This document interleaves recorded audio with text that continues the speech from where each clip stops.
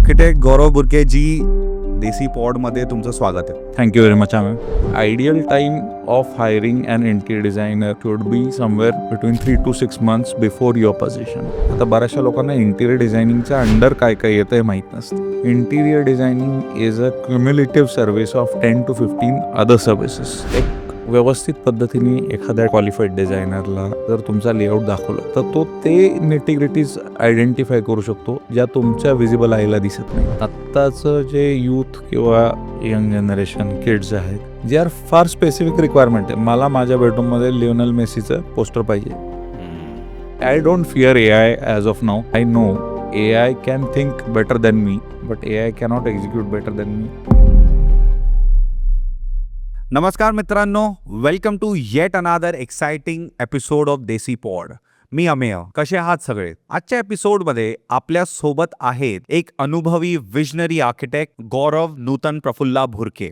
Architect गौरव भुरके हे aura design work आणि आर्किस्पॅझिओ design works OPC private लिमिटेडचे संस्थापक आहेत. त्यांच्या 15 वर्षाच्या एक्सपिरियन्समध्ये त्यांनी रेसिडेन्शियल आणि कमर्शियल इंटिरियर डिझायनिंगमध्ये आपली वेगळी ओळख निर्माण केली आहे. त्यांनी प्रोजेक्ट मॅनेजर म्हणून अनेक एस्टॅब्लिश डिझाईन कंपनीमध्ये काम केलं आणि महाराष्ट्रातील वेगवेगळ्या शहरांमध्ये त्याचबरोबर केरळमधील काही ठिकाणी त्यांचा व्यापक अनुभव आहे. आज आपण त्यांच्याकडून जाणून घेणार आहोत इंटिरियर डिझायनिंगमधल्या बऱ्याच ॲस्पेक्ट्स विषयी. लोक घराचं इंटिरियर डिझाईन करताना कुठले फॅक्टर्स लक्षात घेत नाहीत, कुठल्या चुका मोस्टली ते करत असतात, काय विचार करणं गरजेचं असतं, कस्टमर माइंडसेट एक्झॅक्टली कसा असायला हवा आणि तो नेमका कसा असतो, आणि सध्या डिझाईन इंडस्ट्रीमध्ये कुठले ट्रेंड सुरू आहेत, योग्य वेळ कोणती असते इंटिरियर डिझायनरला संपर्क करण्याची, अशा बरेच गोष्टींना आपण एक्सप्लोअर करणार आहोत. तर मग let's dive into the world of architecture and interior designing only on Desi pod.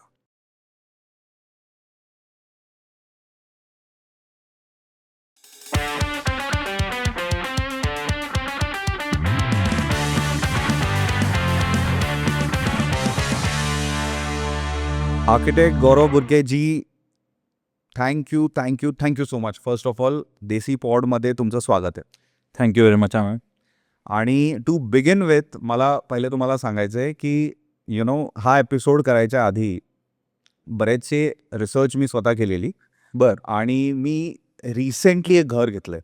Okay. आणि रिसेंटली घर घेतलं, नागपूरला घेतलं.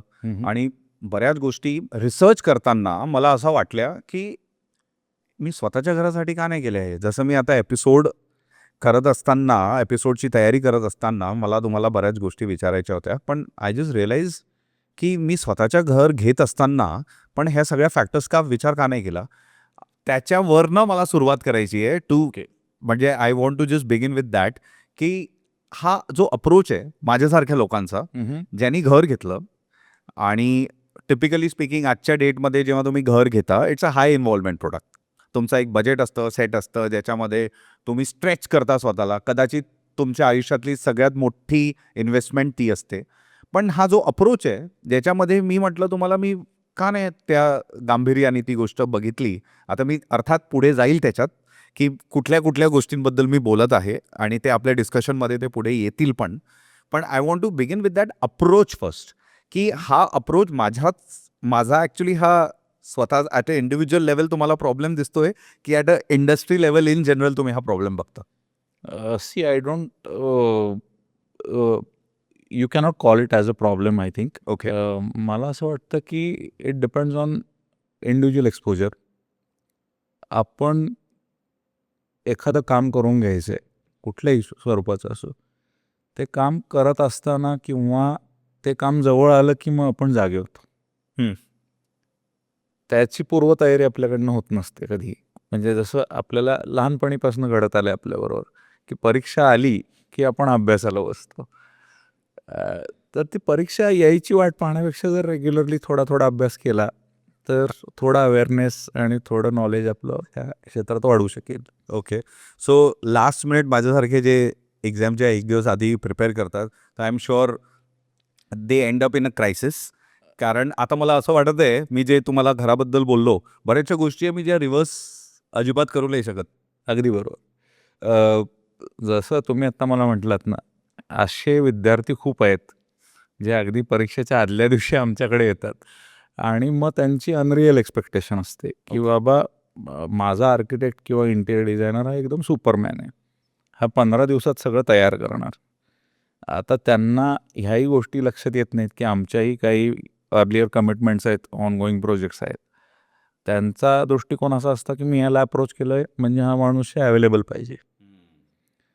थोडंसं हे कन्सिडरेशन कुठेतरी बॅक ऑफ द माइंड हवं आपल्याला. त्यामुळे ideal time of hiring and interior designer should be somewhere between 3 to 6 months before your position.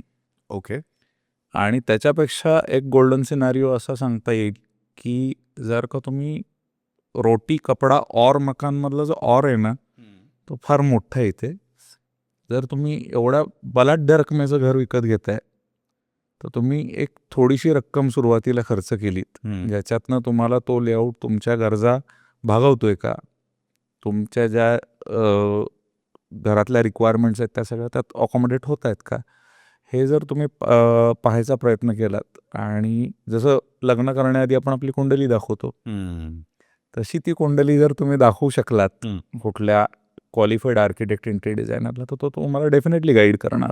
मी इथेच जे तुम्ही बोललात त्याला थोडं सिम्प्लिफाय करतोय माझ्या लिस्नर्स करता. तुम्ही पोझिशनबद्दल बोललात. तुम्ही बोलला 3 to 6 months टिपिकली त्याच्या आधी हायर करायला पाहिजे. पण याच्यात पण बरेच लोक वेगवेगळं, आणि मी लोक when I say I am talking about experts, बऱ्याच वेगवेगळ्या पर्स्पेक्टिव्ह याच्यात मांडल्या गेले आहेत. काही लोक म्हणतायत की तुम्ही जसं म्हटलात पोझिशनच्या आधी तुम्ही घ्या. काही लोक म्हणतायत अरे तुम्ही लिटरली जेव्हा घर घेताय, अनफर्निश्ड स्पेस, जेव्हा तुम्ही डिसाईड केलं की मला या बिल्डिंगमध्ये इन्व्हेस्ट करायचं आहे, तेव्हाच तुम्ही हायर करायला पाहिजे. लॉट ऑफ पीपल आणि मेजॉरिटी ऑफ द पीपल माझ्यासारखे जे लोक आहेत ते पोझिशन आता आलं आणि पोझिशन आल्यानंतर दे आर मोर लाईक की हां आता चला राहायला आपण जातोय, तर maybe we should hire it then. So याच्यात what is the right way to go about? See what happens ना, प्रत्येकाची टाईमलाईन आहे आपली, त्यामुळे ती टाईमलाईन आम्हालाही रिस्पेक्ट करायची असते. जेव्हा एखादा क्लायंट आम्हाला सांगतो की आता माझं पोझिशन 1 महिन्याने होणार आहे आणि त्याच्यानंतर मी आत्ता सध्या भाडे स्वरूपात राहतोय, मला रेंट चालू होत आहे, तर ते रेंट चालू असताना मला हा नक्कीच विचार करायचा आहे तुम्हाला काम देण्याआधी की हे काम किती कमी वेळात होणार. म्हणजे 3 प्रश्न प्रामुख्याचे असतात. पहिलं म्हणजे बजेट, दुसरं म्हणजे किती टाईममध्ये कंप्लीट करून देणार, काय क्वालिटी प्रोव्हाइड करणार. हे ज्या गोष्टी आहेत ह्याच्यामध्ये आमच्यासाठी चॅलेंज असं होतं की समजा एकदम अचानक क्षणी कुठला क्लायंट आला त्याची रिक्वायरमेंट घेऊन, तर त्याला आम्ही तेवढा जस्टिसही देऊ शकलो पाहिजे. For example, it is taken for granted की आमच्या साईडून की पहिला लेआउट मी तुम्हाला पाठवला तर तो रिजेक्टच होणार आहे. ओके. रिझन बिंग, आपण फॅमिलीमध्ये प्रत्येकाच्या ओपिनियनला रिस्पेक्ट करतो. आज मी लेआउट तुमच्याबरोबर डिस्कस केला, उद्या तुम्ही तुमच्या वाईफबरोबर करणार, पॅरेंट्सबरोबर करणार, त्यांचे 4 सजेशन्स येणार. तर ही जी रिव्हिजन असते डिझाईनमधली, ह्याला आपल्याला व्यवस्थित वेळ मिळावा आणि तो वेळ आपल्या म्हणजे दोघांनाही घाई होऊ नये त्यामध्ये, की मी पण प्रोव्हाइड करताना काहीतरी घाई करतोय, तुम्ही पण फॉलोअप घेताय. तर तो एक व्यवस्थित जस्टिफाईड वेळ असेल, मग आपण एका प्रॉपर डिझाईन सोल्युशनवर आलो, त्याचं बजेटिंग काढलं, त्याचं मटेरियल सिलेक्शन केलं आणि डिटेल एस्टिमेट तुमच्याकडनं अप्रुव्हल आल्यानंतर आपण जेव्हा एक्झिक्युशनला जातो, त्यावेळेला त्याच्यामध्ये ती शक्यता फार कमी राहते की बाबा एक इंटिरियरचं तुम्ही मला 10 लाख रुपये बजेट सांगितलं, पण ते 11.5 का झालं. Then there is just a buffer where you select the materials. त्याच्यामुळे वाढणारी जी कॉस्ट आहे, यू म्हणजे the client, you as in the client. तर तो जो तुम्हाला प्रेसिजन हवी असते ना बजेट रिलेटेड, ती तेव्हाच अचीव्ह होऊ शकते जेव्हा तुमचं डिझाईन व्यवस्थित फायनल असेल. तो ॲज अ डिझायनर मला तुम्हाला 3 नाही 4 नाही 10 ऑप्शन्स पण दाखवायची संधी मिळाली पाहिजे. पण दॅट यू कॅनॉट एक्सपेक्ट, इथे मी परत यू म्हणतो as in clients, you cannot expect की हे 15 दिवसात सगळं घडेल. म्हणूनसाठी मी तो जो टाईम फ्रेम सांगितला तुम्हाला, मे बी पोझिशन तुमचं 2 महिने आधी होईल किंवा नंतरही होईल. पण जर तुम्ही ह्या डेटा बरोबर तयार असाल तर तुम्हाला एक क्लॅरिटी राहते त्यामध्ये. सो टिपिकली स्पीकिंग जेव्हा एखादा प्रोजेक्ट किंवा एखादा फ्लॅट लोक घेतात, त्यांच्या कन्सिडरेशन सेटमध्ये एक बऱ्याचदा रेराचा लॉयर असतो, त्यांच्या कन्सिडरेशन सेटमध्ये बिल्डर असतो, त्यांच्या कन्सिडरेशन सेटमध्ये इंटिरियर डिझायनर नसतो.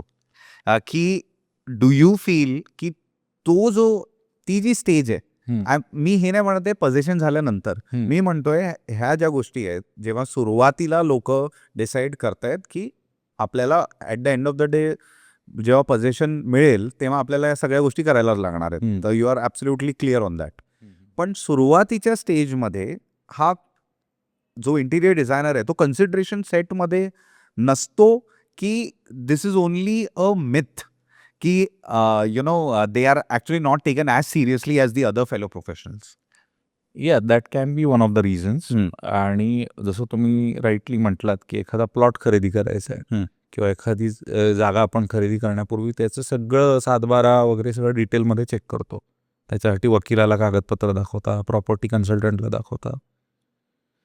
तसंच तुम्ही जर एक व्यवस्थित पद्धतीने एखाद्या डिझायनरला, क्वालिफाईड डिझायनरला, आर्किटेक्टला जर तुमचा लेआउट दाखवला तर तो ते नेटिग्रिटीज आयडेंटिफाय करू शकतो ज्या तुमच्या विजिबल आयला दिसत नाहीत.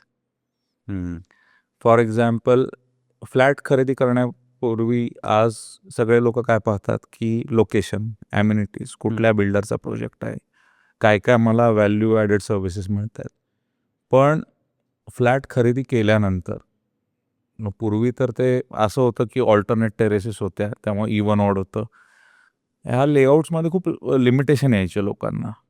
किंवा आज असं मेजर चॅलेंज आहे की किचन सायझेस लोकांना हवे ते आणि हवे तसे मिळत नाही आहेत. आणि आपलं कल्चर असं आहे की आपल्या लग्नामध्ये आलेला जो क्रोकरीचा सेट असतो जो आपण आयुष्यभर वापरत नाही, पण तो ठेवायला मला लॉफ्ट स्टोरेज पाहिजे. आता त्या व्हॉल्यूममध्येच बसत नसेल तर तुमचा डिझायनर किती स्टोरेज स्पेस देणार तुम्हाला. त्यामुळे तुम्ही अपार्टमेंट खरेदी करत असताना रूम साईजेस ॲडेक्वेट आहेत का, नॅचरल लाईट, व्हेंटिलेशन, हे कुठल्या तरी स्किल्ड माणसाकडनं व्हेरीफाय करून घेतलेलं कधी सोयीचं राहील. तुम्ही जस्ट किचनचं एक्झाम्पल दिलं आणि स्पेसिफिकली मी ट्रेंडबद्दल एक समजून घेण्याचा प्रयत्न करतोय इथे की इतके रिनाऊंड बिल्डर्स आहेत, इतके रिनाऊंड प्लेयर्स आहेत. जर तुम्ही जसं म्हटलात की किचन त्या हिशोबाने लॉट ऑफ कस्टमर्स त्या ॲस्पेक्टने बघायला गेले तर आर नॉट व्हेरी सॅटिस्फाईड, तर त्याच्या मागे व्हॉट इज द थॉट, म्हणजे की is it like a thing की स्पेस श्रिंक होत चालली आहे हा थॉट आहे, की किचनला तेवढं प्रॉमिनन्स जेवढं आधी मिळायचं आता मिळत नाही आहे, व्हॉट इज इट? सी, ह्याचं एक्झॅक्ट आन्सर मी देऊ शकत नाही कारण ह्याला मल्टिपल आन्सर्स आहेत. ओके. आणि that depends on the end user also. पूर्वी आपल्या जॉईंट फॅमिलीज होत्या, त्यावेळी घरात एकापेक्षा जास्त लोक किचनमध्ये काम करायचे. राईट. मे बी त्याच्यामुळे किचन साईजेस मोठे होते. आज न्यूक्लिअर फॅमिलीमुळे नवरा बायको दोन्ही बाहेर काम करतात, किचनमध्ये मोस्टली मेड काम करत असते. तर फास्ट मुव्हिंग लाईफमुळे कदाचित किचन साईजेस श्रिंक झालेले असावेत. ह्याच्यामध्ये it is not the fault of any builder developer. त्यांनी एवढे वर्ष या मार्केटमध्ये घालवत, ऑब्व्हियसली त्यांचाही बॅक थॉट काहीतरी असणार यासाठी.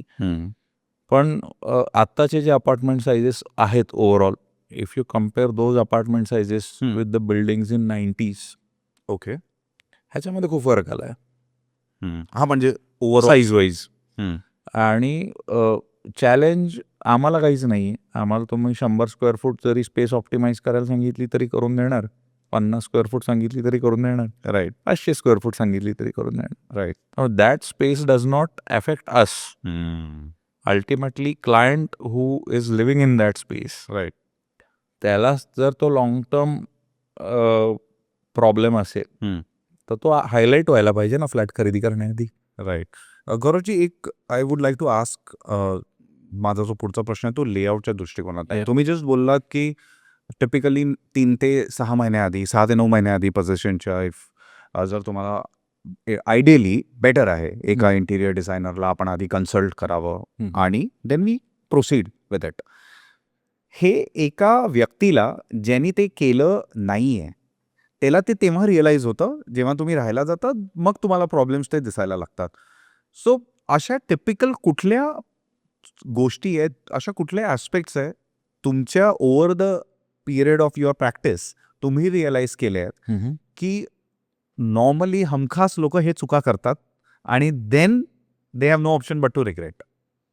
या हे कसं आहे, अनफॉर्च्युनेटली या फील्डमध्ये इंटिरियर डिझायनिंगच्या अजून हा अवेअरनेस तेवढा नाही आहे. फॉर एक्झाम्पल, तुम्हाला मोबाईल फोन घ्यायचा आहे किंवा कार घ्यायची, आज तुम्ही यूट्यूबवर भरपूर चॅनल्स रेफर करता, त्या प्रॉडक्टचे रिव्ह्यूज घेता, कार किती ॲव्हरेज देते, बूट स्पेस किती आहे, हॉर्स पॉवर किती, हे सगळं पाहता तुम्ही. हे फक्त तुम्ही घराच्या ठिकाणी येऊन अडकून बसता. जेव्हा घर घेत असताना तुम्ही हा थॉट लावला डिटेलमध्ये की बाबा ह्याचा सर्वांगीण विचार मी नाही करू शकत, तर जो करू शकेल त्या माणसाला पण त्या क्षणी इंट्रोड्यूस करणं गरजेचं आहे. Right right. पण गौरवजी, म्हणजे माझा जो basically 80% of the market is completely unorganised. आजही जर तुम्ही रुरल ठिकाणी जाल, तुम्ही इवन सिटीमध्ये पण कितीदा तरी आपल्याला असं दिसतं जेव्हा घरी कुठल्या पण घरचं जेव्हा काम चालू असतं, एक कार्पेंटरकडनं आपण करून घेतोय आणि त्यालाच आपण सांगतो की मला, जसं आज टर्नकी सोल्युशन्स मध्ये आपण लोक प्रामुख्याने बघतात की यार सगळं आउटसोर्स करा, भानगड नको डोक्याला. दिस इज अ टिपिकल थॉट. आणि ते करत असताना बरेचसे वेंडर्स असतात, त्यांना कोणाला त्या गोष्टी मधनं जायचं नसतं. तर lot of people are now moving towards branded players, जे मार्केटमध्ये बेअरली 20% आहेत वगैरे. पण त्याच्यात पण people are still navigating lot of challenges. की बरंचदा आहे की यार कोटेशन तर व्यवस्थित वाटते, ब्रँडेड प्लेअर आहे, पण they are not getting satisfying results. तर हा जो मिसबॅलन्स आहे ऑर्गनाइज वर्सेस अनऑर्गनाइजचा, जो बायर आहे तो कन्फ्युज्ड आहे. तो ही इज नॉट शुअर की अनऑर्गनाइजमध्ये जातोय तर मग I am inviting a lot of trouble, सगळ्यांशी कोऑर्डिनेट करा. That is the problem he is facing. ब्रँडेडकडे जातोय तर ब्रँडेड प्लेयर्स कोट देत आहेत पण सबस्टँडर्ड प्रोडक्ट डिलिव्हर करत आहेत, किंवा it is not something which they are finding it satisfactory. The buyer is getting confuse. त्यांनी कसं या सिच्युएशनमधनं जायचं? सी, हे थोडं रिअलिस्टिकली पाहिलं पाहिजे आपण की मी मगाशी म्हटलं तसं, जर एंड युजर आहे, त्याला त्या क्षेत्रातलं एक्सपोजर नाही आणि त्याला मल्टिपल लेवलचे प्लेयर्स अप्रोच करतायत त्याच्या प्रोजेक्टसाठी. आपण एक एक्झाम्पल पकडून चालू की एखादा 2 BHK, आता या 2 BHKचं इंटिरियरचं काम करायचं आहे, तर त्या क्लायंटला काहीच फरक माहिती नाही आहे की कार्पेंटर काय करतो, इंटिरियर डिझायनर काय करतो, आर्किटेक्ट काय करतो, बिल्डर काय करतो. खरं. आता या सिनारिओमध्ये कसं होतं की नॉर्मली कुठला नवीन प्रोजेक्ट उभा होत असेल तर तो जेव्हा ग्रे वर्कमध्ये असतो, grey work as in plaster लेवलला असतो, त्यावेळेला त्याच्या आजूबाजूला खूप दुकानं होतात. मॉड्युलर किचन, सोफा बनवून मिळेल, कस्टमाइज होईल वगैरे वगैरे. पण ह्याची क्रेडिबिलिटी काय आहे? जर एखादं पत्र्यात दुकान आहे, त्या माणसाने उद्या माझ्याकडनं ॲडव्हान्सेस घेतली, how I am going to track him? Not possible. त्यामुळे नॉन टेक्निकल ज्या अप्रोच आहेत त्यांच्यामध्ये ट्रान्सपरन्सी लॅक करते. म्हणजे प्रॉपर डॉक्युमेंटेशन नसतं किंवा त्यांना ते एक्सपोजर नसतं. मे बी जे डिझायनर, आर्किटेक्ट, इंटिरियर डिझायनर जे ड्रॉइंग्स बनवतात, त्याच्यातलं एखादं furniture article same to same सुतार बनवू शकतो, पण त्याचा इफेक्ट कुठल्या स्पेसमध्ये कसा होईल, under what type of lighting, ह्याचा अभ्यास त्याच्याकडे नसतो. हे तुम्हाला डिझायनर्स सांगणार की बाबा डायरेक्ट लाइटिंग हवी आहे, इनडायरेक्ट लाइटिंग हवी आहे, ॲक्सेंट लाइटिंग हवी आहे. ह्या सगळ्या गोष्टी मॅटर करतात आणि हे अवेअरनेस आज आम्हालाच ॲज अ डिझाईन स्टुडिओ करावा लागतो. जेव्हा आमच्या ऑफिसला क्लायंट्स येतात त्यावेळेला ते ब्लँक स्लेट असतात, त्यांना ह्या सगळ्या गोष्टी सांगायला लागतात. आणि अगेन दुसरा पार्ट त्याच्यामध्ये असा येतो की मार्केट डिस्रप्शन. जर मला कुठल्याही परिस्थितीत एखादा प्रोजेक्ट हवा आहे आणि मला तुमच्याकडे तो जाऊ द्यायचा नाही आहे, तर मी एक डिसरप्शन सोडतो मार्केटमध्ये की हे ना त्याचं कोटेशन जास्ती आहे बाबा. त्यामुळे हे जे कम्पॅरिझन होतं की ह्याचं कोटेशन त्याचं कोटेशन, त्याच्यामध्ये व्हॅल्यू ॲडेड काय मिळतंय एंड युजरला हे त्यांनी पहिलं पाहिलं पाहिजे. जनरली काय होतं, 90% लोक फक्त नंबर्स बघतात. हा, म्हणजे की काय कोटेशन आहे, अच्छा याचं कमी आहे तर Yeah. let's go with this. आणि त्याच्यावर ते कन्क्लूड करतात. हम्म. म्हणजे मी कोविड नंतर जे काय 7-8 महिने आपण सगळे घरी बसून होतो, त्याच्यात इंट्रोस्पेक्शन करताना मला असं लक्षात आलं की मी एकटाच इंटेरियर डिझायनर आर्किटेक्ट आहे का भारतात? नाही, माझ्यापेक्षाही खूप मोठे लहान वेगळ्या वेगळ्या पद्धतीने काम करणारी लोक आहेत.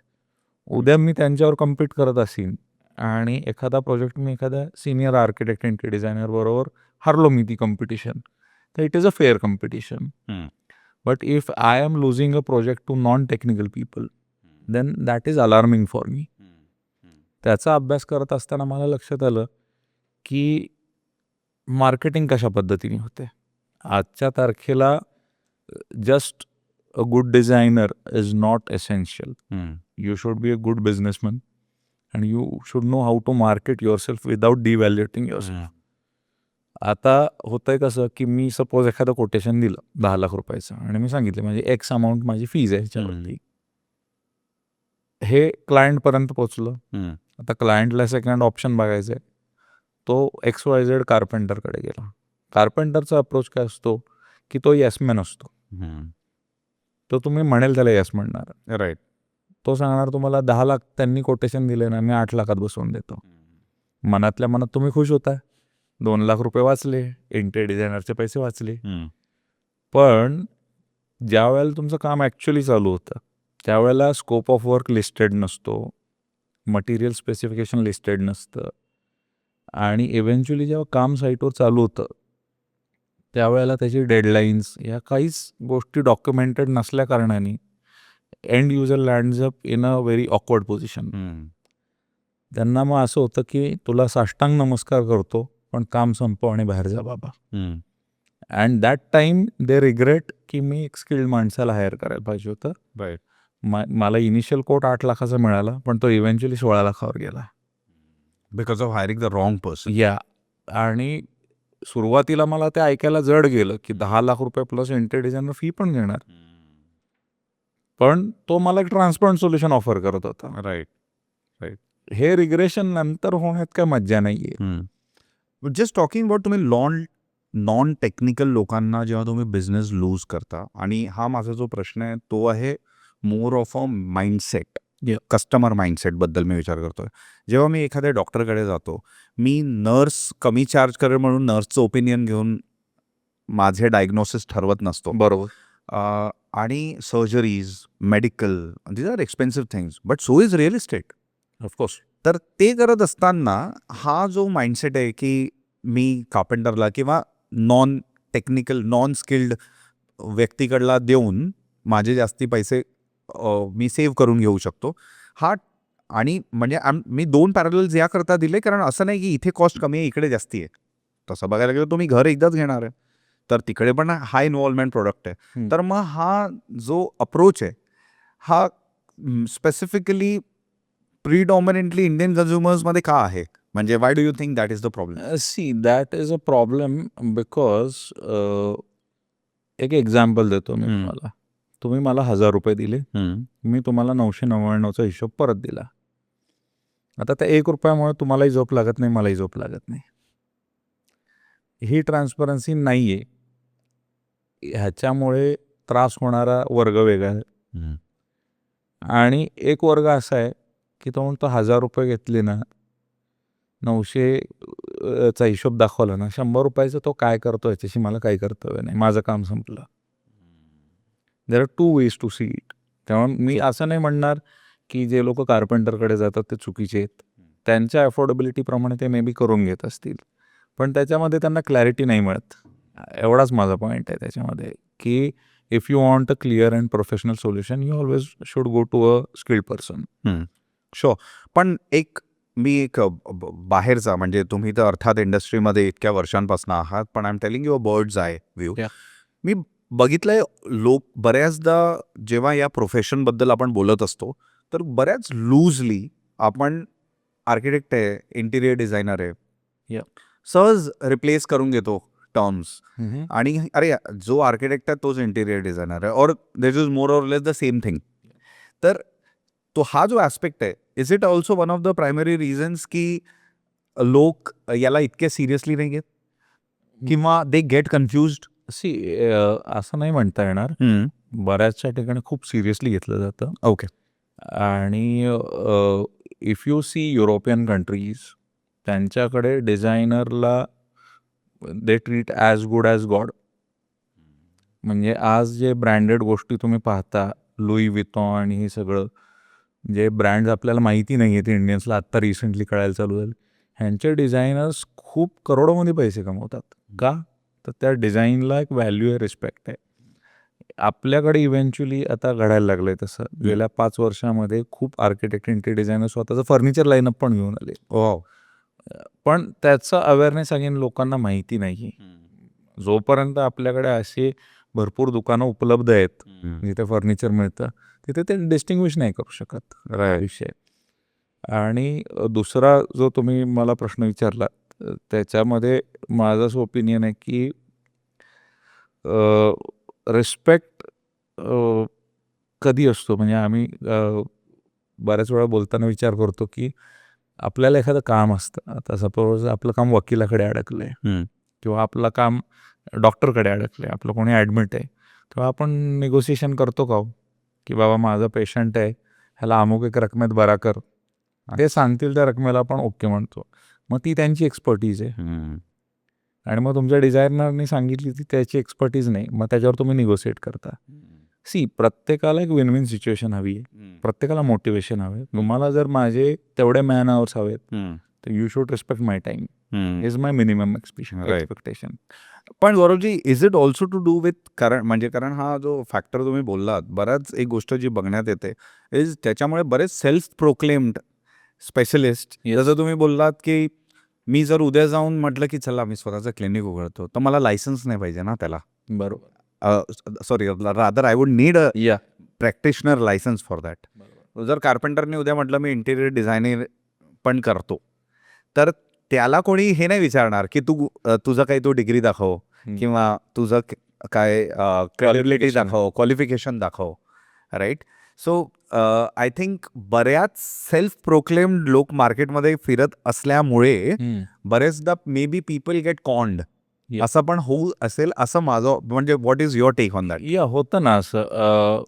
मी तुम्हाला गमतीशीर भाग सांगायचं झालं तर हे कसं आहे की grass is always greener on the other side.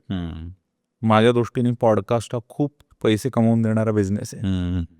मला तर त्याबद्दल अट्रॅक्शन वाटतंय की माझा बिझनेस बंद करून मी पॉडकास्ट चालू करू. पण त्यातले चॅलेंजेस मला माहीत नाही आहेत काय आहेत.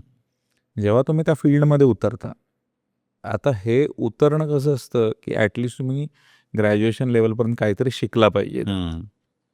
ऑल ऑफ अ सडन मी स्वघोषित निर्वाणा स्टेटमध्ये गेलो आणि लोकांना आशीर्वाद देत बाबा झालो, असं घडू नाही शकत. आणि जर घडत असेल तर त्याच्यामध्ये people end up on a bad note, असं माझं मत आहे. म्हणजे ट्रान्सपरन्सी शून्य असते त्यात. शुअर. गौरवजी, या स्पेसिफिकली एक फॅक्टर जो कोणत्याही कन्झ्युमरमध्ये, स्पेशली इंडिया एक कॉस्ट सेन्सिटिव्ह मार्केट आहे. तुम्ही कोणत्याही लेवलच्या लोकांबरोबर ऑपरेट करत असलात तरी people are very cost sensitive. तर एक बजेट जेव्हा तुम्ही घराचं डिसाईड करता, तर अर्थात खूप सब्जेक्टिव्ह प्रश्न आहे हा, पण एक माझ्या लिस्नरच्या पर्स्पेक्टिव्हने मी तुम्हाला हा प्रश्न विचारतोय की इंटिरियर डिझाईन करता ज्या लोकांना खरोखर गिव्हन अझम्पशन की बेसिक लेवल त्यांना माहिती आहे की यार आपल्याला करायचं आहे, मी अशा लोकांकरता बिहाफनी हा प्रश्न विचारतोय तुम्हाला की बजेट कन्सिडरेशन करताना what is that factor I should keep in mind, की मी काय रेशोनी एक एक्स अमाऊंट बाजूला ठेवायला पाहिजे to before even hiring a professional? See it is very subjective आणि ह्याच्यामध्ये असं डेफिनेटिव्ह नाही सांगता येणार.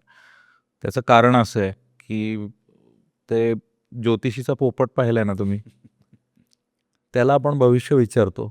तसं बऱ्याच वेळा आमच्याकडे आलेले क्लायंट्स आम्हाला दाखवतात, हा माझा फ्लॅट आहे, सांगा बरं किती पैसे होतील. हे एवढं वेग आन्सर ह्याचं नाही आहे. आपल्याला त्यात काय स्कोप ऑफ वर्क आहे, त्यामध्ये सिव्हिल वर्क आहे नाही आहे. आता बऱ्याचशा लोकांना इंटिरियर डिझायनिंगच्या अंडर काय काय येतं हे माहीत नसतं.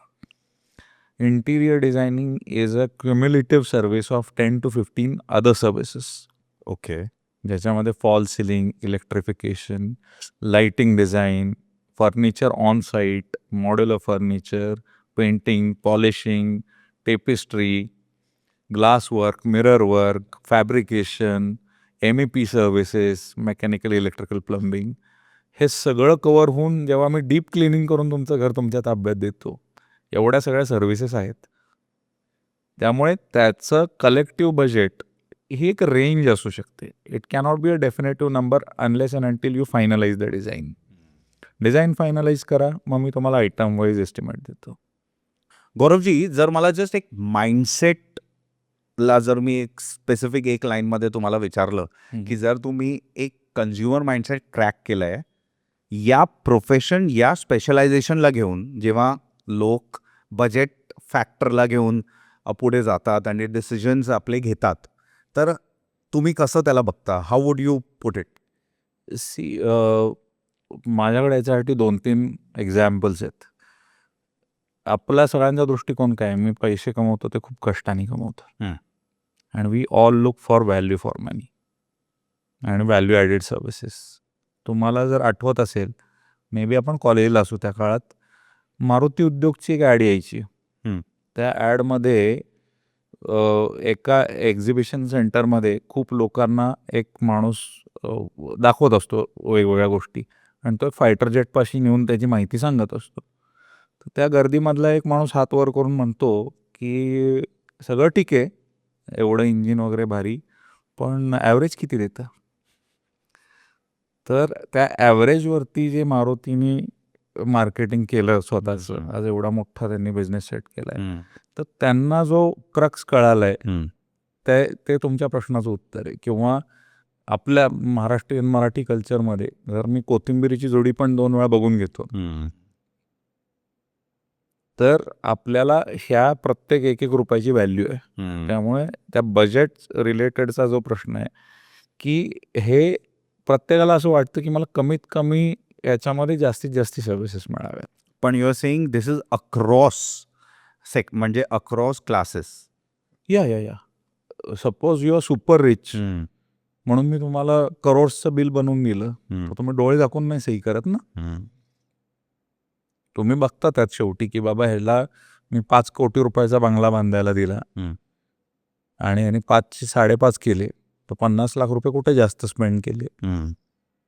Every amount spend is accountable ना. राईट. नाही, पण जसं तुम्ही व्हॅल्यू फॉर मनीबद्दल बोलला, तर आर यू ट्राईंग टू से की जो वेस्टर्न काउंटर पार्ट्स आहे, बिकॉज तुम्ही थोड्या वेळ आधी युरोपियन कंट्रीज जे जसं आर्किटेक्टला बघतात, they treat them like gods, तर तिथे तुम्ही म्हणताय की they may not necessarily have this kind of a mindset, त्यांचा थोडा वेगळा असतो या पद्धतीला, या गोष्टीला. Because they don't primarily focus their requirements as per the budget. एक एक्झाम्पल देतो. मागे वडीलही आर्किटेक्ट होते. पूर्वी कसं व्हायचं की it was all hard effort. एवढे मोठाले बोर्ड असायचे, त्याच्यावरती ड्रॉइंग्स बनायचे आणि it was all visible effort. मी माझ्या स्वतःच्या डोळ्यांनी बघितलं आहे. जसं डॉक्टरकडे आपण नंबर लावून बसतो डेंटिस्टकडे, तसं नंबर लावून वाट पाहणारे क्लायंट्सही मी पाहिलेले आहेत. आणि आज क्लायंटची लाईफस्टाईल एवढी फास्ट झालेली आहे की त्यांच्याकडे नंबर लावून आम्हीही वाट पाहिलेली आहे. त्यामुळे टेबल्स हॅव टर्न. आणि ज्या वेळेला तुम्ही काहीतरी लार्जर दॅन लाईफ करायचा प्रयत्न करता किंवा मास प्रोडक्शनमधल्या काही गोष्टी असतात, त्यामुळे डेफिनेटली बजेट हा सेकंडरी पार्ट होऊन जातो काही ठिकाणी. ते बघतात की हे खरोखर प्रॉडक्ट वर्दी आहे का. ते वर्दी प्रॉडक्ट असेल तर त्याला मग designer is not confined with की एवढेच पैसे घे तेवढेच पैसे घे. Right. Both are poles apart. एक माइंडसेट सांगतो की व्हॅल्यू फॉर मनी दे, एक माइंडसेट सांगतो की मला असलं वर्ल्ड क्लास घर दे ना की पुढचे 10 वर्ष कोणी नाही बांधलं पाहिजे, विच इज नॉट पॉसिबल कुठल्याही डिझायनरला. म्हणजे एक एक आमच्याकडे मजेशीर केस घडलेली होती. एक क्लायंट होते, ही म्हणजे सोनार होता तो माणूस, अच्छा. पुश्तैनी, आणि भरपूर पैसे होते. त्यांनी मला एक प्रोजेक्ट सांगितलं, मला असा असा बंगला बनवायचा आहे, असा बंगला बनव की त्या गल्लीत 10 वर्षात कोणी तसा बंगला बांधला नाही पाहिजे. म्हणजे मला बनवायला काय अडचण नाही, पण 10 वर्षात टेक्नॉलॉजी एवढी बदलणार आहे. एक एक्झाम्पल सांगतो, आपली जनरेशन अशी आहे ज्यांनी कॅसेटपासून CD बघितली, CDपासून VCD बघितली, VCDपासून DVD बघितली, MP3 बघितलं, आता क्लाउडवर म्युझिक ऐकतो. हे जर एवढं फास्ट बदलतं आहे तर आमच्या फील्डमधल्याही गोष्टी खूप बदलत आहेत. दरवर्षी ज्या एक्सपोज आम्ही अटेंड करतो अपडेट राहण्याकरता, त्याच्यामध्ये लाईट फिक्स्चर्समध्ये किती व्हरायटी आली. पूर्वी 4च कंपन्या 5च कंपन्या माहीत होत्या की बाबा हे लॅमिनेटची कंपनी, ही बाबा ॲडेसिव्सची कंपनी, ही लाईट फिक्स्चरची कंपनी. आता प्रत्येक प्रॉडक्टमध्ये 200-300 कंपनीज आहेत, त्यांचे कॅटलॉग प्रत्येक आठवड्याला येत आहेत. तुम्ही तो डेटा कसा कंपाईल करून अपडेट राहणार. आणि स्पेशली ज्या प्रकारे आता तर AI पण आलं आहे, स्पेशली मागच्या 2 वर्षांमध्ये प्रत्येक सेक्टर डिसरप्ट केला आहे त्यांनी. तर given the way things are changing, तर मला असं वाटते staying relevant is not very easy, specially तुमच्यासारख्या.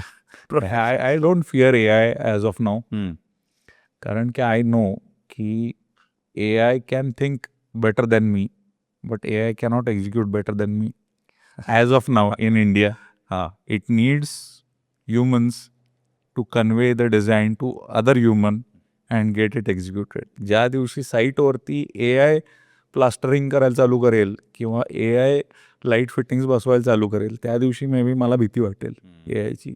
This is the same analogy लोक टेस्लासाठी देतात इंडियामध्ये, की बाहेर it may come across as a hit model, इंडियामध्ये ह्युमर इंटरव्हेन्शन. मला सांगा बरं, सदाशिव पेठेत किंवा लक्ष्मी रोडवर चालवा टेस्ला, एलॉन मस्कला घाम फुटेल?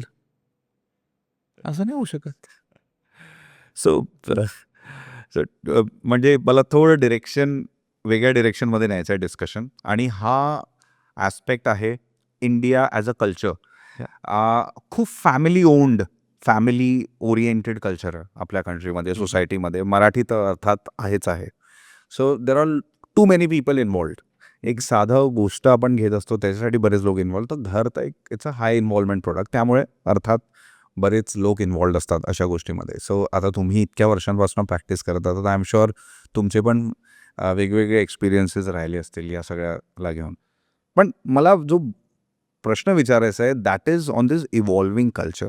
एक ट्रान्झिशन आपल्या सोसायटीनी एका डेकेडमध्ये बघितलं आहे, अँड दॅट इज, आधी एक खूप क्लिअर ब्रेड विनर असायचा फॅमिलीमध्ये, which use to be one man running the house, आणि घरचे डिसिजन्स जे आहेत त्या टिपिकली फिमेल काउंटरपार्ट्स घ्यायच्या. देन केम अ पॉईंट जेव्हा दोघेही आता बाहेर काम करत असतात, so there is very less involvement at home.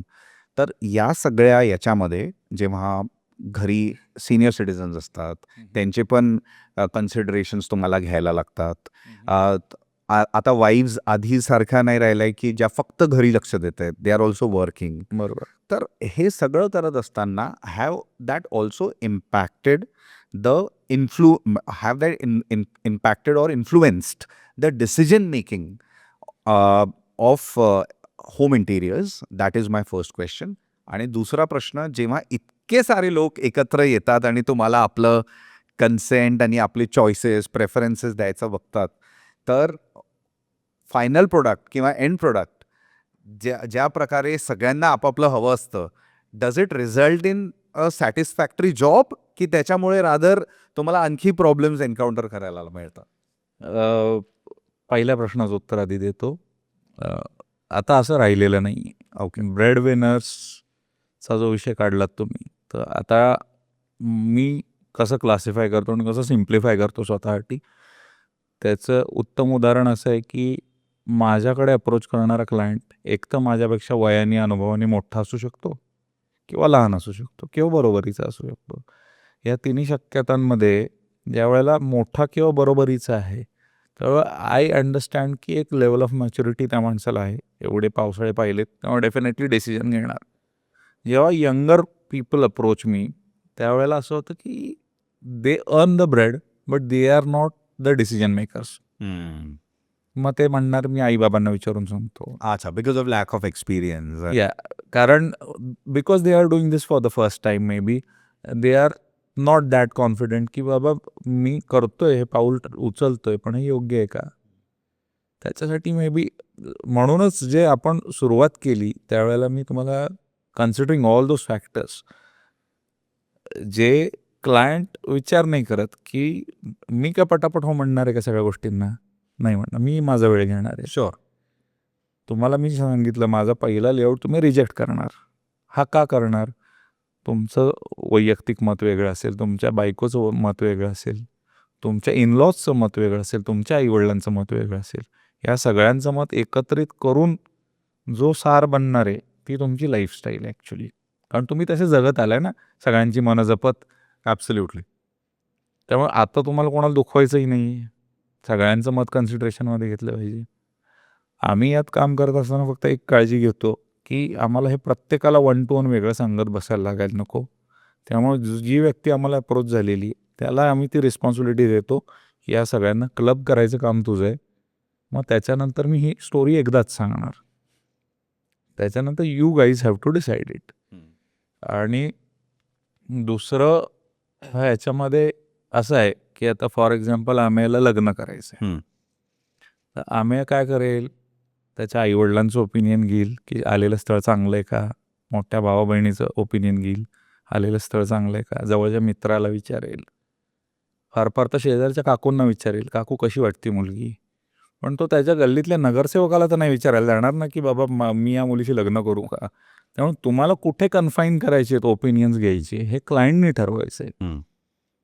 पण हे सगळं करत असताना स्पेशली हे जे डिसिजन्स आहे म्हणजे I am just trying to understand from aesthetic sense. आधी जरी विमेन ब्रेड विनर्स नसल्या तरी पण इन्फ्लुएन्स फार तर विमेनचा तुम्हाला दिसायचा. तर has that trend changed over a period of time? आणि जर नसेलही जरी झाला तर how has it certainly evolved? See how does it matter. मला त्यातनं हा थोडासा वेगळा भाग वाटतो यातला विचार करताना. ब्रेड विनर असो नसो, करेक्ट, त्या कोर एरियाची ती व्यक्ती एक्सपर्ट असेल समजा, त्यात काम करणार असेल तर त्यांचे एक स्पेसिफिक रिक्वायरमेंट्स असतात. म्हणजे माझ्याकडे येणारे क्लायंटच्या वाईफ या होम मेकर आहेत का कुठल्या कंपनीच्या CEO आहेत का त्या किचनमध्ये जाऊन काम करणार आहेत नाही करणार आहेत हे त्यांचं पर्सनल लेवलला जाऊन विचारायचं काही कारण नाही मला प्रश्न. त्यांनी मला स्पेसिफिक रिक्वायरमेंट सांगितली की मला एवढं एवढं स्टोरेज हवं आहे, मला असं असं हवं आहे, मला हा फिट फिनिश पाहिजे, हे टेक्स्चर्स पाहिजेत, हे कलर्स पाहिजेत, असं लाईटिंग पाहिजे, संपला विषय. कारण ह्याच्या खोलात शिरून विचारायचा आमचा काहीच अधिकार बनत नाही की तुम्ही ब्रेड विनर आहे की नाही आहे किंवा तुम्ही हे कुठल्या अधिकाराने सांगताय. हा संबंधच येत नाही. जेव्हा एखादं कपल जॉईंटली घर घेतं विकत त्यावेळेस त्यांच्या दोघांचेही अर्निंग्स त्यांच्या दोघांचेही सेव्हिंग स्टेकवर असतात. आणि बऱ्याच वेळा असंही होतं की we talk to women also more की त्यांच्या रिक्वायरमेंट्स फार स्पेसिफिक असतात, फार मायन्यूट असतात. आपण ब्रेड विनर्स आहोत, आपण समजा घराच्या बाहेर 12 तास घालवत असू. आज तर वर्क कल्चर तसं आहे ना, तर वर्क फ्रॉम होम संपलंय बऱ्यापैकी. 12 तास मी बाहेर काम करून येतोय आणि मग 12 तास मी घरात घालवतोय, तर मला फॅमिलीला वेळ द्यायचा आणि झोपायचे. ह्याच्या व्यतिरिक्त विकेंड्सला फक्त मी बायकोबरोबर डीमार्टला जातो सामान खरेदी करायला. ही माझी कॉन्ट्रीब्युशन आहे. तर मला त्या स्पेसची रिक्वायरमेंट आणि लिमिटेशन समजते का. जर माझ्या घरात माझे आई वडील जास्त राहणार असतील, माझं लहान मूल राहणार असेल तर त्यांच्या दृष्टीने पण काही ॲस्पेक्ट्स असतात जे आम्हाला डिझाईन करताना डोक्यात ठेवावे लागतात. इनफॅक्ट माझा पुढचा प्रश्न तोच होता बिकॉज सध्या जे एक खूप मेजर ट्रेंड जो दिसण्यात येतोय, मी हे नाही म्हणत आहे ते डिसिजन मेकर्स म्हणून समोर येत आहेत, पण इन्फ्लुएन्सर्स म्हणून डेफिनेटली समोर येत आहे, हॅव बीन किड्स. आता त्यांना व्हॉइस नव्हती. व्हॉइस नव्हती म्हणजे कदाचित आधीची जनरेशन होती, आपले पेरेंट्स जे होते ते कदाचित मुलांना विचारून निर्णय नाही घ्यायचे. आता मोस्ट ऑफ द डिसिजन्स, आणि मी हाय इन्व्हॉल्वमेंट प्रोडक्ट्स बद्दल बोलतो, इन्क्लुडिंग कार्स. बरेच लोक आपल्या आता मी मुलं जेव्हा मी म्हणतोय, अर्थात मी I am talking about the ones जे कदाचित एका वयात आहेत, ज्याच्यामध्ये they can be asked, not म्हणजे डिसिजन मेकिंग वाईज नाही, बट त्यांचे जे ओपिनियन्स आहे those can be taken into consideration set. तर that aspect, do you see it also impacting in the interior design space as well? Yes, because आत्ताचं जे youth किंवा young generation kids आहेत, यांना जे लेवल ऑफ एक्सपोजर मिळाले ते आपल्या लहानपणीपेक्षा वेगळं मिळालं. आणि we cannot under estimate their intelligence और इंटेलेक्च्युअल. आज अशीही क्लायंटची मुलं आहेत जे आर फार स्पेसिफिक रिक्वायरमेंट आहे. मला माझ्या बेडरूममध्ये लिओनल मेसीचं पोस्टर पाहिजे, मी आयर्न मॅनचा फॅन आहे.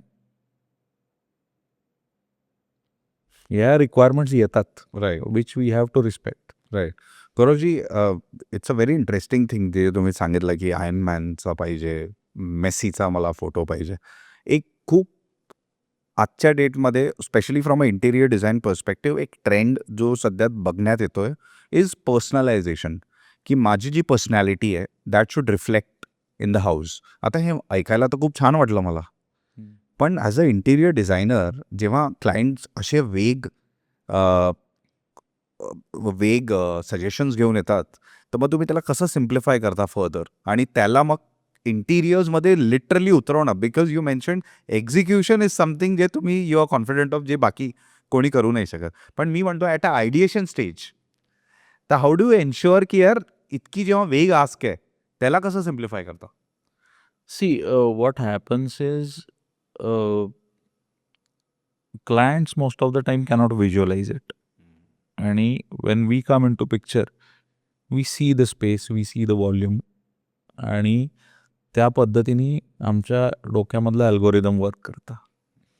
त्यामुळे तो चॅलेंज जो आहे की ती डिमांड इम्प्रॅक्टिकल आहे का प्रॅक्टिकल आहे. जरी इम्प्रॅक्टिकल असली तरी ती प्रॅक्टिकल कशी बनवायची इथे आमचं स्किल लागतं. त्यामुळे तो फॅक्टर मला वाटत नाही फार ॲफेक्ट करतो. आता एक उदाहरण सांगतो. आता इंस्टाग्रामवर बरेचसे इंटिरियर डिझायनर्स म्हणजे खूप प्रकारचे रील्स टाकतात किंवा डिझाईन्स टाकतात. आज आमचा जॉब इनफॅक्ट इझी झाला आहे त्यांच्यामुळे. क्लायंट्स येताना ऑलरेडी गुगलवरनं पिंटरेस्टवरनं फोटोज घेऊन येतात. त्यांच्याकडे एक स्पेसिफिक रिक्वायरमेंट त्यांची ऑलरेडी तयार असते डोक्यामध्ये, की मला पेस्टल थीम पाहिजे, मला स्कॅन्डिनेव्हियन इंटिरियर्स पाहिजे. मग पूर्वी आय एम सरप्राईज लोकांना माहीत नव्हतं, फक्त ट्रॅडिशनल आणि मॉडर्न इंटिरियर्स माहीत होते. Now people come with requirements की मला बोहो इंटिरियर्स पाहिजेत. There are 30-35 styles of interior designings ज्या आम्हाला अभ्यास करायला लागल्या जेव्हा लोकांकडनं रिक्वायरमेंट्स यायला लागल्या. आता काल परवाच मी एक रील पाहिलं, त्याच्यामध्ये शिवाजी महाराज आणि त्यांचे मावळे असं एक एंट्रन्स फॉयरला डिझाईन बनवलं आहे का इंटिरियर डिझायनरने, आणि मे बी त्याच्या क्लायंटची तशी आस्क असेल. पण ह्या स्पेसिफिक आस्क्स फुलफिल करायला लागतात किंवा आम्ही करू शकतो त्या. फक्त असं होऊ शकत नाही की बाबा मला 18 फुटाचा पुतळा लावायचा आहे. जर माझी हाईटच 9 फुटाची असेल घरात तर मी तो नाही अकॉमोडेट करू. I can scale it down. तुमची आस्था तेवढीच राहणार आहे ना, 18 फुटाचा पुतळा असो नाही तर 8 इंचाचा असो. राईट, असं आहे ते. शो. एक मला जो माझा पुढचा प्रश्न आहे तो थोडा असे बरेच लोक असतात, प्रॅक्टिकल दृष्टिकोनातनं मी हा विचारतोय. बजेट ॲस्पेक्ट आपण बद्दल बोललो, डिसिजन मेकिंग, इन्फ्लुएन्स याबद्दल आपण बोललो, पण बऱ्याचदा लॉजिस्टिक्स एलिमेंट असतो, तो बरेच लोक लक्षात ठेवतात, आणि स्पेशली हा त्या लोकांसाठी खूप रेलेव्हंट प्रश्न आहे जे लोक सारखं घर बदलतात. वेन आय से एका ठिकाणी पोस्टेड नसतात. बऱ्याचदा कंपनीज त्यांना एका ठिकाणी एका टेन्युअर करता पाठवते, मग तिकडनं परत ते लोक स्विच करतात, मग परत स्विच करतात. तर असं करत असताना त्या लोकांसाठी एका डिसिजनवर पोहोचणं की आपल्याला अशा टाईपचं इंटेरियर डिझाईन करायचं किंवा इतका पैसा लावायचा आहे हा खूप त्यांच्यासाठी कठीण प्रश्न होऊन जातो. तर अशा लोकांसाठी what would you advise and suggest? First advice would be don't go for temporary furnitures. Temporary as in जे पार्टिकल बोर्ड, ब्लॉक बोर्ड, MDFमध्ये जे फर्निचर्स बनतात स्वस्त मिळतात, ज्याची लाईफ सायकल कमी असते. पण वेन यू इन्वॉल्व लॉजिस्टिक्स आणि तो फॅक्टर येतो पॉईंट ए पासून पॉईंट बी पर्यंत आता शिफ्टिंग करायची. शिफ्टिंगमध्ये ते फर्निचर घेऊन जात असताना काय त्याला डॅमेज झालं किंवा ते डिसमॅन्टल करत असताना तर ते रेक्टिफाय होत नाही ही गोष्ट. त्यामुळे मी सजेस्ट असं करीन जे सॉलिड वूड सीसममध्ये किंवा त्या टाईपचे फर्निचर्स असतात त्या टाईपच्या फर्निचर्समध्ये त्या लोकांनी जास्त त्यांचा इन्क्लिनेशन ठेवावं की जर मला ते घेऊन गेलो सपोज त्याचं पॉलिश चिप झालं तर ते मी पॉलिश करून घेऊ शकतो. जेव्हा तुम्ही पार्टिकल बोर्डमधल्या गोष्टी लॅमिनेटेड आणि ह्या सगळ्या असेंबलवाल्या गोष्टी करत बसता, नो डाऊट त्या स्वस्त मिळतात पण त्या ड्युरेबल राहत नाहीत over the course of the time. जर तुम्हाला व्हॅल्यू फॉर मनी पाहिजे तर go for solid wood furnitures. So म्हणजे हे सगळं करत असताना पण आपण अर्थात याच्या आधी ऑर्गनाइज्ड आणि अनऑर्गनाइज्ड फर्निचर आणि या ब्रॅकेटबद्दल बोललो आहे. पण हा प्रश्न परत मी एका कन्झ्युमरच्या दृष्टिकोनातून बोलतो आहे. तुम्ही याच्या आधी जे उत्तर दिलं ते दिलेलं फ्रॉम अ बायर पर्स्पेक्टिव्ह की बायर कन्फ्युज्ड आहे. पण असा व्यक्ती जो कन्फ्यूज नाही आहे, जो क्लिअर आहे की मला ब्रँडेड प्लेअरकडे जायचं आहे किंवा 80% मागचा जो अनऑर्गनाइज्ड सेक्टर आहे ज्याचे तुम्ही पण पार्ट आहात त्याच्याकडे जायचं आहे, त्या लेन्सनी हा प्रश्न आहे तुमच्याकडे पुढचा. तो हा आहे की if I am getting a X amount from a consultant like Gauravji, ज्यांना मी हायर केलं आहे माझ्या फ्लॅटचा प्रोजेक्ट करता आणि मी आता कन्सिडरेशन सेटच्या स्टेजमध्ये की मला इंटिरियर करायचं आहे. आणि जेव्हा मी एका ब्रँडेड प्लेअरकडे जातो मला जर कोटेशन त्यांच्याकडनं कमी मिळते with the same scope of work, माझ्या डोक्यात ॲज अ कन्झ्युमर पहिली गोष्ट ही आहे की यार ब्रँडेड प्लेअर कमी चार्ज करतोय आणि अनऑर्गनाइज प्लेअर जास्ती चार्ज करतोय. तर the first immediate thought would be I would rather go with a branded player. Right. Typical mindset मी सांगतोय तुम्हाला. आणि कॉन्ट्ररी उलटं जर झालं की जर अनऑर्गनाइज प्लेअर मला कोट करतो आहे एक्स अमाऊंट त्याच्यापेक्षा जास्ती ब्रँडेड प्लेअर करतो आहे विच इज मे बी 10% मोर, तरी त्यालाच तो बेनिफिट ऑफ डाऊट मिळतो. का की अरे पण तो ब्रँडेड आहे ना, तर you are okay to stretch your pocket for further 10% आणि तुम्ही त्याला पे करता. बरोबर. तर for those kind of people who are not confused very clear आपल्याला करायचं काय आहे, त्या लोकांकरता can you try to simplify आणि solve this kind of a problem? हे थोडंसं एक मेजर मिसकन्सेप्शन आणि मार्केटमध्ये आलेलं डिस्रप्शन आहे. ओके. म्हणजे जसं एखाद्या ई कॉमर्स वेबसाईटवरती 365 दिवस सेल चालू असतो, मग आपण त्याच्यात शोधत बसतो आपल्याला जी पाहिजे वस्तू. तसंच हा प्रकार आहे की एक डिसरप्शन क्रिएट करायचं मार्केटमध्ये. मगाशी तुम्ही जो प्रश्न विचारलात तेव्हा मी नॉस्टॅल्जियामध्ये गेलेलो होतो की बाबा कोविड झाल्यानंतर मी विचार करतो नॉन टेक्निकल लोकांबरोबर मी प्रोजेक्ट हरतोय कसा काय. म्हणजे काहीतरी माझं चुकतंय ना. मी जर टेक्निकली क्वालिफाईड इक्वल फेअर कॉम्पिटिशनमध्ये हरतोय तर मला प्रॉब्लेम नाही आहे. नॉन टेक्निकल बरोबर का हरतोय मी. तर त्याची मार्केटिंग टेक्निकच अशी आहे की इनिशियली मी कमी कॉस्ट सांगायची, एकदा प्रोजेक्ट ग्रॅब केला की ती इव्हेंच्युअली वाढवत जायची, जे त्या ॲडव्हर्टिजमेंटमध्ये मेन्शन नसतं.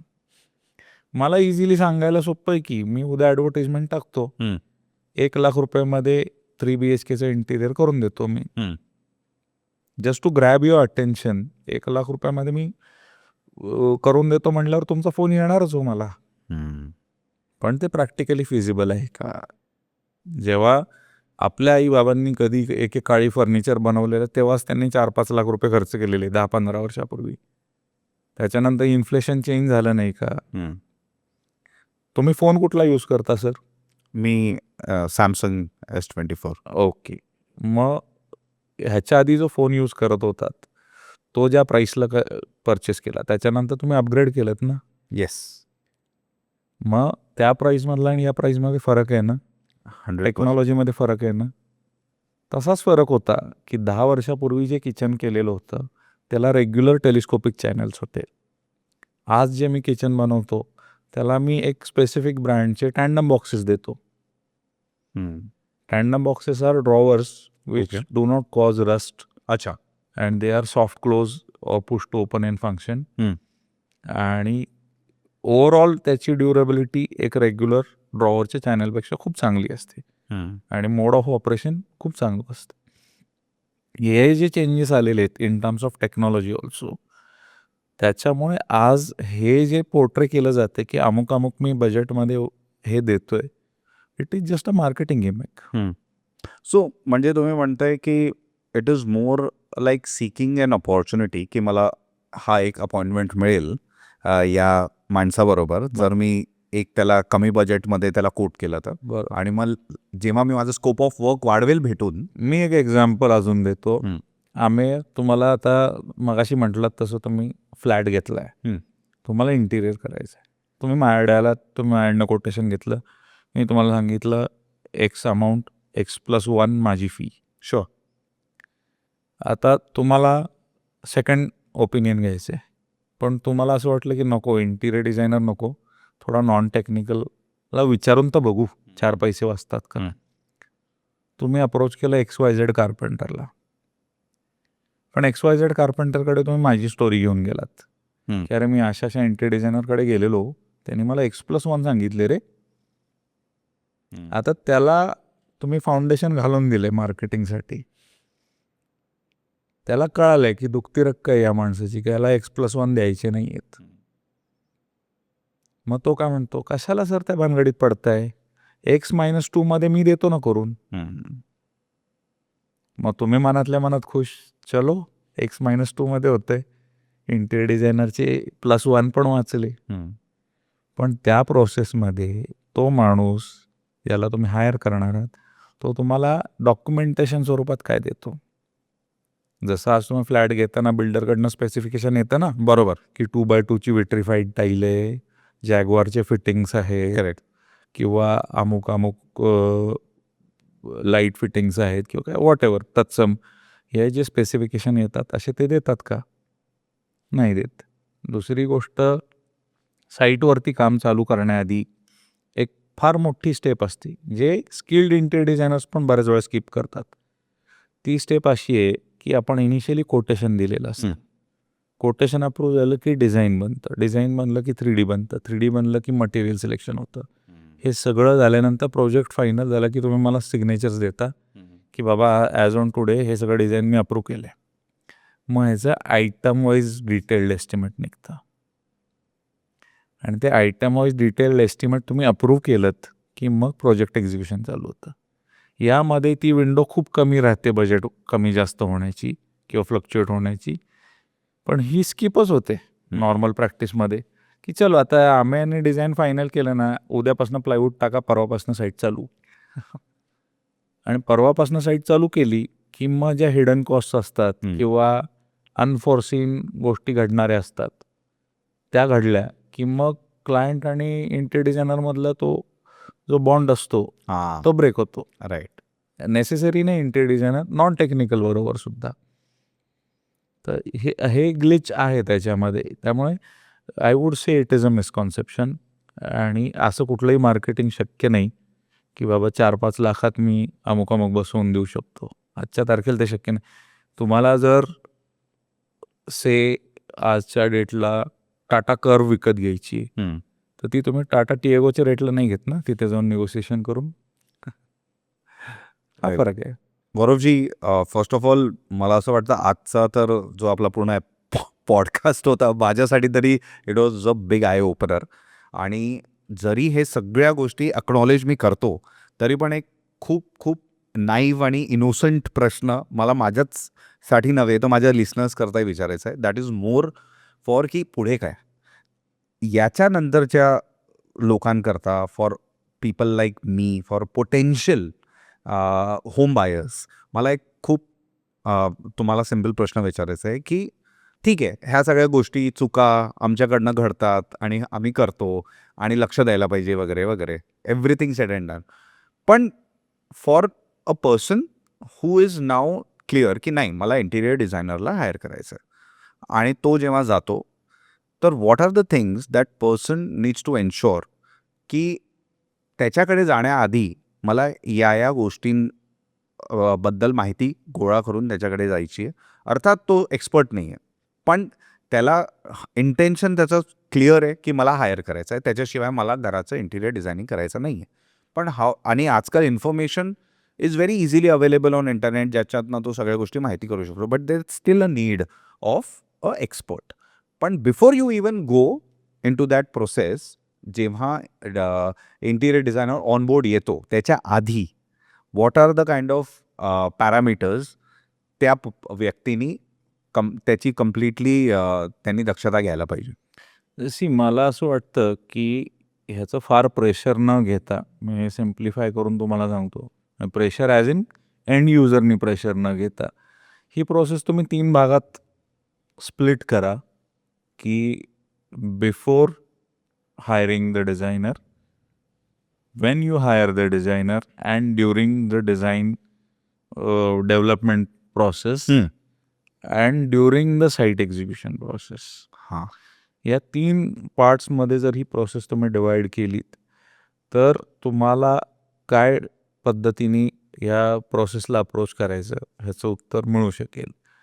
आता पहिला जो पार्ट आहे त्यातला, त्याच्यामध्ये मी असं म्हणेन की आपल्याला जर 4 व्हीलर चालवायला शिकायची तर त्याचं लायसन्स मिळवायचं आहे. आपण काय करतो, ड्रायव्हिंग स्कूलला जातो, गाडी शिकतो, लायसन्स मिळवतो, मग आपण भारतभर कुठेही गाडी चालवायला मोकळे.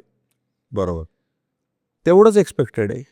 आम्हाला एक्सपेक्टेड नाही आहे की तुम्ही फॉर्म्युला 1चे रेसर व्हा आणि तुम्ही ओव्हर ड्राईव्हमध्ये या स्पीडला चालवा, एवढ्या वेळामध्ये तुमचं सर्किट पूर्ण करा.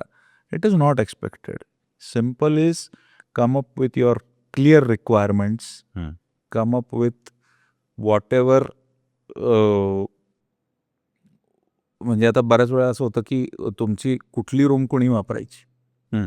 तुम्ही घर घेतले 4 BHK, आता त्यात 2 मास्टर बेडरूम आहेत, पण तुम्ही कुठली वापरली पाहिजे, मग त्याच्यात वास्तूचा पण बऱ्याच वेळा अँगल येतो. हो, ह्या सगळ्या रिक्वायरमेंट जर आम्हाला सॉर्ट करून दिलेल्या असतील की बाबा मला, आणि एक एक्झाम्पल म्हणून सांगतो, माझे क्लायंट आहेत, त्यांनी मला एवढं डिटेलमध्ये रिक्वायरमेंट दिलेली की त्यांनी मला दिलेलं, जसं आपण एंट्रन्सला शूरॅक वगैरे सगळं बनवतो ना, तसं मला माझे पावसाळ्यातनं आल्यानंतर छत्री ठेवायची ओली, त्याच्यासाठी एक बकेट मी ठेवणार आहे, त्याच्यासाठी एक कॅबिनेट पाहिजे.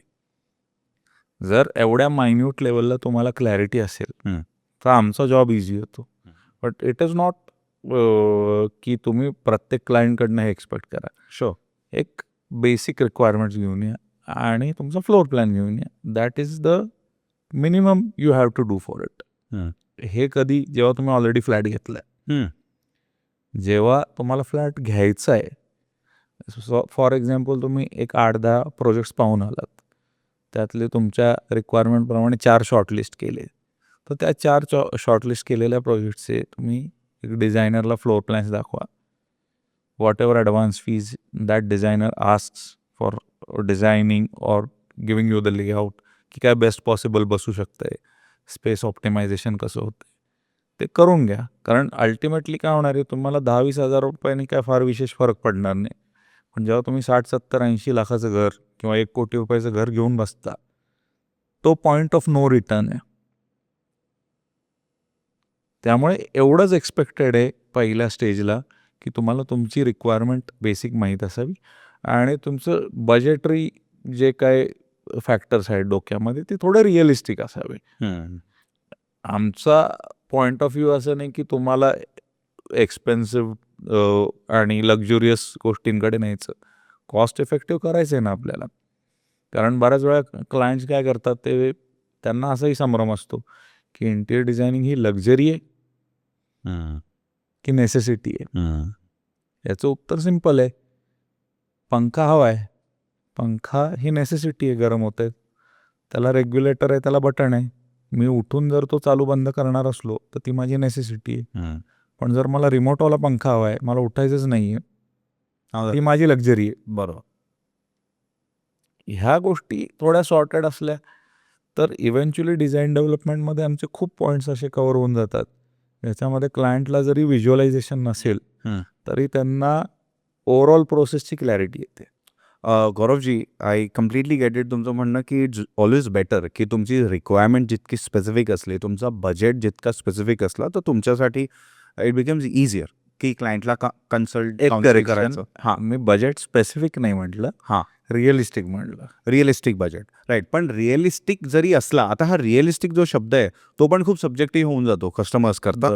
जर मला एका मटेरियलमध्ये एक प्रोडक्ट बनवून मिळतोय, प्रोडक्ट म्हणजे टेबल, साधा टेबल घ्यायचा झाला, तर तो दुसऱ्या मटेरियलनी बनला तर अर्थात त्याची प्राईस वाढते. पण फॉर अ बायर त्याला नाही माहिती की तो तो एक पिंटरेस्टमध्ये बघून त्यांनी एक डिझाईन त्याच्या मनात शॉर्टलिस्ट केलं आहे. तर अशा व्यक्तीकरता बजेट रिअलिस्टिक ठेवणं किती पॉसिबल आहे, दॅट इज वन. आणि दुसरा part is on the requirement. जर मला माहिती आहे मला काय हवं आहे, तर आय कॅन टेल यू रफली ऑन दीज लाईन्स की मला गौरवजी असं अपेक्षित आहे. पण for a person who is completely clueless, त्याला फक्त एवढं माहिती आहे की हा लिव्हिंग रूम डेझिग्नेटेड एरिया आहे, हा बेडरूम डेझिग्नेटेड एरिया आहे, बाथरूम आहे, इथे आपलं एंट्रन्स आहे, त्याला एवढं माहिती आहे. आणि त्याच्या व्यतिरिक्त he is completely relying on you. तर असे कस्टमर्स पण you are saying are difficult to navigate, की तुम्हाला असं वाटतं त्यांनी एक लेवल जाऊन स्वतःला एज्युकेट करणं गरजेचं आहे? नाही, मला तसं नाही वाटत. अगेन जे मी आधी सांगितलं, I am just expecting that you know the driving. I am not expecting you to become the racer. माझ्याकडे तुमच्यासाठी एक डिटेल्ड चेकलिस्ट आहे, एंट्रन्स डोअरपासनं ते बाथरूमचे जे फिटमेंट्स आहेत तिथपर्यंत. त्यातनं तुम्ही चूज करू शकता की तुम्हाला काय हवं आहे, नको आहे. आणि दुसरा बजेट रिअलिस्टिकवाला विषय थोडा मी इथे हायलाईट करतो. आज आपण पुण्यामध्ये किंवा पुण्यासारख्या कॉर्पोरेशन लेवलच्या सिटीजमध्ये जे प्रोजेक्ट्स पाहतो, इथे 200, 500, 1000 फ्लॅटच्या स्कीम्स होत आहेत. तिथे जो सेल्स एरिया असतो, तिथे जो शो फ्लॅट किंवा सॅम्पल फ्लॅट बनवलेला असतो, त्याला एक सर्टन बजेट स्पेंड केलेलं असतं त्या डेव्हलपरनी. बिकॉज त्या एका शोच्या फ्लॅटमुळे त्याचे 500-1000 फ्लॅट विकले जाणार असतात. शो. आणि त्यामुळे त्याच्यावरती तो जे स्पेंड करतो, तो आकडा जर मी सांगितला तुम्हाला, तर तुम्ही कदाचित मला हायरच नाही करणार. एवढा फरक आहे. आणि आपल्याला जेव्हा कुठली गोष्ट विकत घ्यायची असते ई कॉमर्सवर, फॉर एक्झाम्पल मला नायकीचे शूज घ्यायचे किंवा वुडलँडचे शूज घ्यायचे, तर मी स्क्रोल केल्यावर मला तिथे प्राईस टॅग दिसतो. आज तुम्ही पिंटरेस्टवरनं किंवा तत्सम ज्या वेबसाईट्स आहेत, गुगल इमेजेसवरनं एखादा फोटो डाउनलोड करून मला सांगितलं की मला अशी बेडरूम हवी किंवा असा सोफा हवा आहे, अशी लिव्हिंग रूम हवी, तर त्याला ते प्राईस टॅग नाही आहे ना, त्यामुळे ती क्लॅरिटी तुम्हाला नाही आहे. But because I am in the market, I know की मी आता जर तुम्हाला एक बजेट प्रॉमिस केलं आहे, त्याच्यामध्ये हा कम्पोनंट बसत नाही आहे. आणि जनरली जेव्हा आम्ही मटेरियल सिलेक्शनला जातो, whether it is flooring, ceiling, काही असो, तर तिथे त्या लोकांनी त्यांचे बेस्ट प्रॉडक्ट्सच पुढे ठेवलेले असतात प्लेसमेंट म्हणून. कुठेही नॅचरली असं होणार आहे की जेव्हा मटेरियल सिलेक्शनला आपण जाऊ आणि आपण एक बजेट फ्रेम घेऊन चाललोय की 60 ते 90 रुपये पर स्क्वेअर फूटची टाईलच सिलेक्ट करायची, आणि तिथे गेल्यानंतर तुम्हाला इटालियन मार्बल पसंत आला किंवा तुम्हाला कुठलं इम्पोर्टेड टाईल पसंत आली इटालियन, टिपिकल सिनॅरिओ असंच असतं. तर we land up in a very awkward position. Because मी तुम्हाला ऑफर करताना मारुती 800पासून बुगाटीपर्यंतचे सगळे ऑप्शन्स ओपन ठेवलेत. बट तुम्ही इव्हेंच्युअली बजेट कन्फाईन करत करत मला मारुती 800पासून मर्सिडीजपर्यंत आणलेलं आहे किंवा फॉर दॅट मॅटर फॉर्च्युनरपर्यंत आणलं आहे. तर मग त्याच्यावरचे ऑप्शन्स कट डाऊन झाले, पण ते मी त्यांना मटेरियल सिलेक्शन करायला जात असताना नाही म्हणू शकत ना की नाही this is you cannot afford it. It is rather insulting for the client की त्यांना आपण अंडर एस्टिमेट करणं फायनान्शियली. जसं एक मागे किस्सा घडलेला होता की एका शेतकऱ्याला गाडी घ्यायची होती, त्याला शोरूममध्ये एंट्रन्स नाही मिळाला, त्याने डाऊन पेमेंट करून त्या गाड्या विकत घेतल्या. त्यामुळे you cannot under estimate who can spend what. त्यासाठी आम्ही ऑप्शन्स ओपन ठेवतो. आणि म्हणूनसाठी बजेट रिअलिस्टिक कसं असतं की एखादी गोष्ट जर 10 वर्षापूर्वी एका स्पेसिफिक कॉस्टमध्ये बनत होती, ती आज त्याच कॉस्टमध्ये बनणार का? नाही बनणार. ॲब्सोल्युटली. असे बरेच किस्से घडलेत आमच्यासोबत की जेव्हा डिझाईन डेव्हलपमेंट आणि डिझाईन डिस्कशनला आम्ही बसतो. फॉर एक्झाम्पल, क्लायंट आहे, यंग कपल आहे, ते माझ्यावर डिझाईन डिस्कशनला बसले. त्यांच्याशी डिस्कशन झाल्यानंतर ते म्हणतात, जरा आमच्या आईबाबांना पण सांगा. आता आमच्या आईबाबांना सांगत असताना बाबांचा अप्रोच असा असतो, मी 10 वर्षापूर्वी हे सगळे खेळले रे, मी करून झाले, तुम्ही आता लहान आहात, this is my second round, been there done that, ह्याच्यात असतात ते. त्यामुळे त्यांना असं वाटतं की अरे हे तर मी त्यावेळेला 1.5 लाखात केलेलं, आता एवढी कॉस्ट का सांगतोय. मग त्यांना मला ती ब्रेकडाऊन सांगत बसायला द्या. म्हणजे आज थोडक्यात सांगायचं झालं ना, मग तर एक्सप्लेनेशन पार्ट हा वाढला आहे. Because there is a huge variety आणि टू मच ऑफ इन्फॉर्मेशन. आणि अगेन अटेन्शन स्पॅन. जर आपण रील बघायची आपल्याला सवय लागली, दर 10 सेकंदाला आपलं बोट स्वाईप होतंय, शुअर, तर मी किती मिरॅकल दाखवलं तुम्हाला, तर 10 सेकंदात तुम्ही बोर होताय, त्याला माझा दोष नाही आहे. Well said. Gauravji, thank you so much. आज मला असं वाटतं की आपण बरेच ॲस्पेक्ट्स कवर केले इंटिरियर डिझाईनला घेऊन, पण मला हे पण माहिती आहे त्याचबरोबर अजून बऱ्याच गोष्टी आहेत, बरेच फायनल न्यूॲन्सेस आहे जे I would have love to know from you. पण या स्टेजला maybe we would want to do more kind of such episodes with you. पण on behalf of the entire team तुमचं खूप खूप धन्यवाद. तुम्ही वेळात वेळ काढून आलात आणि thank you so much for agreeing to do this. Thank you Amay, and thank you Desi pot team. I wish you all the luck. Thank you. तर मग कसा वाटला आजचा एपिसोड? तुमच्या प्रतिक्रिया आम्हाला कॉमेंट सेक्शनमध्ये नक्की कळवा. लाईक, शेअर आणि सबस्क्राईब करायला विसरू नका. जर तुम्हाला गौरव भुर्के यांच्याशी डिरेक्ट संपर्क साधायचा असेल किंवा कन्सल्टेशन त्यांची घ्यायची असेल तर डिस्क्रिप्शन बॉक्समध्ये खाली आम्ही डिटेल्स शेअर केले आहेत. पुन्हा भेटूया पुढच्या आठवड्यात अशाच एका इन्स्पायरिंग स्टोरीसह. तोपर्यंत stay tuned only on Desi pod.